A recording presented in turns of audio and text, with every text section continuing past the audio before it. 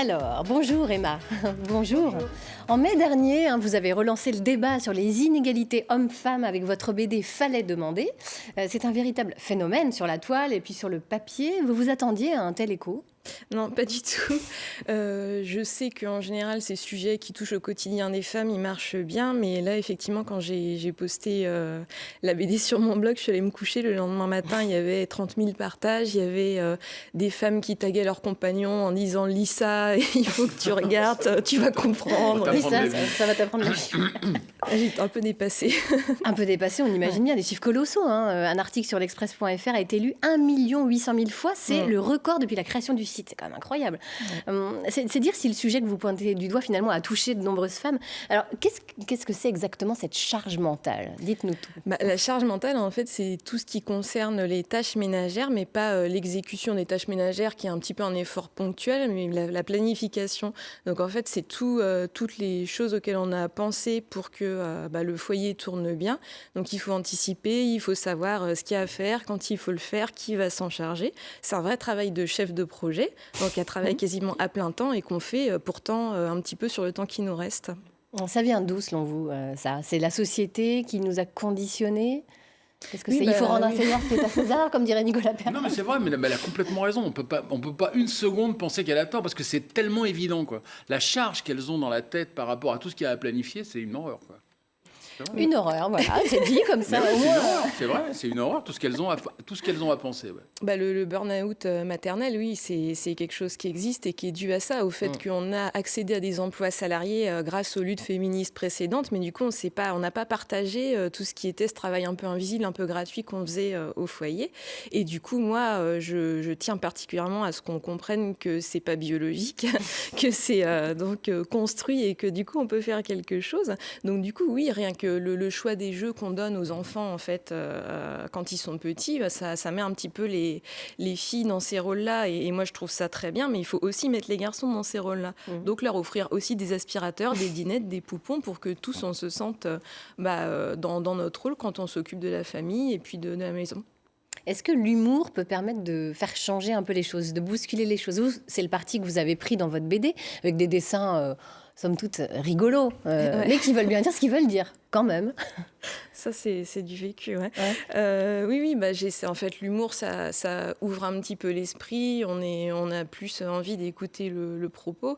Donc, oui, moi, je trouve que c'est important de faire que cet échange sur des sujets très sérieux, il soit fait en toute bienveillance.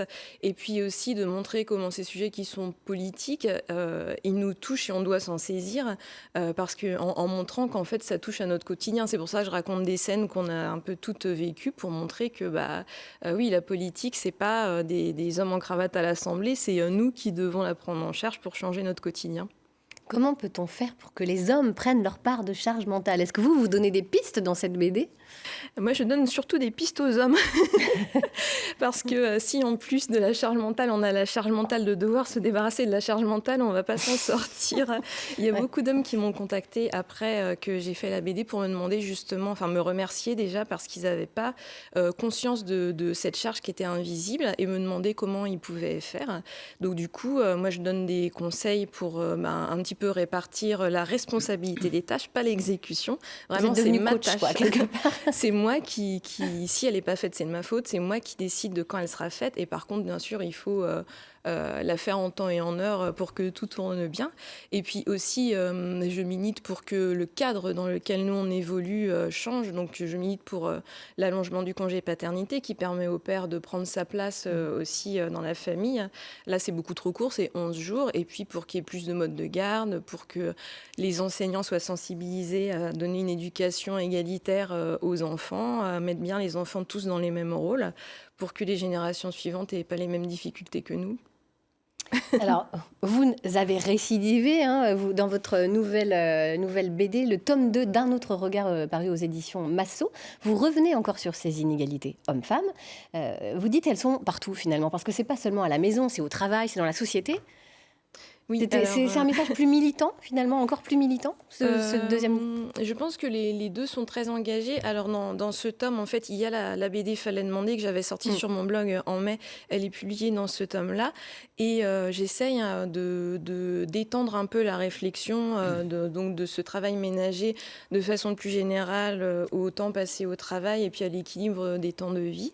Et moi, ce que j'essaye de montrer, en fait, c'est que de toute façon, même si on arrive à construire un couple où cette charge mentale, elle est partagée équitablement, c'est très dur d'élever une famille en ayant à deux un emploi salarié parce qu'on passe énormément de temps au travail.